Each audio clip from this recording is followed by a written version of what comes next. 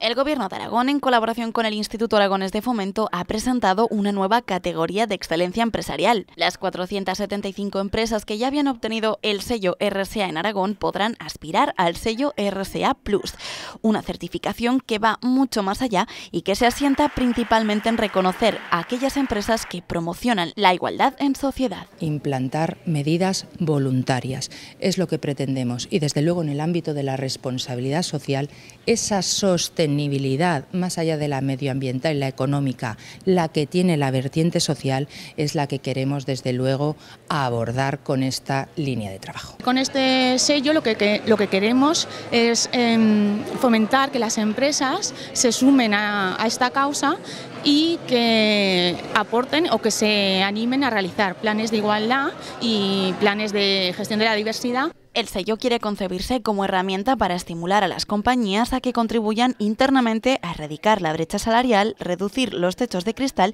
y facilitar el acceso femenino a puestos directivos.